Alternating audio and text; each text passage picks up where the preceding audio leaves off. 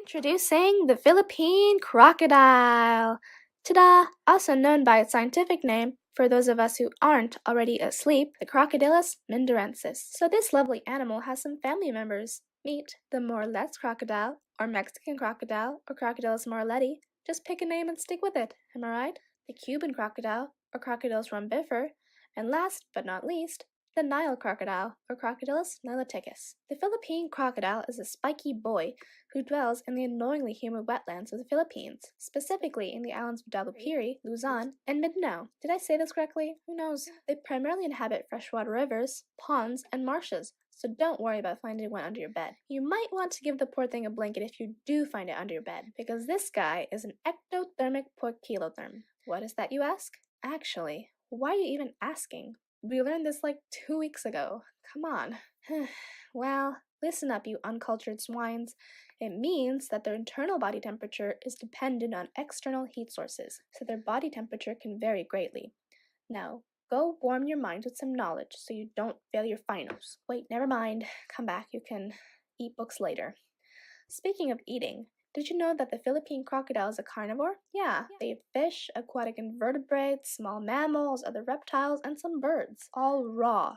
No salt, pepper, masala, nothing. They hunt by stalking their prey from the water, then ambushing said prey and bringing the food back to their dwelling to eat by tearing off the pieces and swallowing them whole.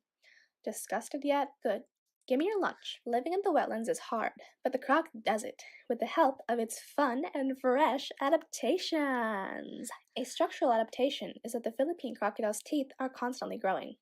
So their teeth keep falling out and new ones grow in to replace them, keeping their teeth sharp. And this is why you never cross a croc. One false step, and you can say bye-bye to hitting that like button on this video. Their knife-like choppers also help them bite down on the exoskeletons of mollusks and the skeletons of small mammals, aka the aftermath of when you mess with a croc. A physiological adaptation is the acid level of the gastric secretions of their stomachs, which is the highest of all vertebrates, meaning they can digest everything they eat, including you. Never cross a croc. This is because the crocodile eats a wide variety of food and a lot of each kind. So everything they eat gets broken down and none goes to waste. Because on this deteriorating planet, we all need to pitch in and not contribute to the growing waste that will one day overflow and suffocate us all to death. Go green, people. Go green. A behavioral adaptation is their habit of lying in the sun to warm themselves. Due to the ectothermic quality of their body, this allows them to gain energy and function. Suntanning is like killing two birds with one stone for them. Energy and a sun-kissed glow to their spikes. Also, they can float just at the surface of the water by swallowing stones to adjust their buoyancy, helping them hide while stalking prey. So only go fishing if you're willing to lose an arm. Now everyone's favorite topic, sex. Don't try and hide it. You are all bags of hormones at this point in time. You want to be impressed by some fun and fresh water aerobics? Just watch the Philippine crocodiles go at it. They reproduce sexually via copulation underwater. The courtship and mating goes like this. The male makes a sound, which humans can't hear, then slaps its snout on the water and essentially dances while emitting an oil. The female then comes forward, attracted by the water slapping and oil releasing combo. The two embrace, sharing feelings. Finally, and this is the fun part, the sex begins. This part lasts for about a few seconds, just like Danish. During the 65 to 85 days of egg incubation, females build nests for their eggs. When they hatch, the eggs are protected externally. Even if the mother dies, the eggs can hatch. Poor little orphans. This is why we don't harm the environment. Don't leave a baby croc without a mom.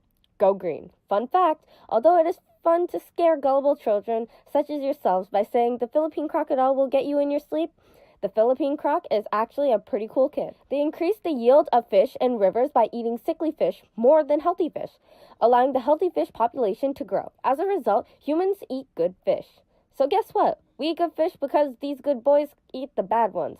Such chivalry. And by preying on the common fish, they balance the population growth while still eating plenty to keep growing due to their constant movement in the water.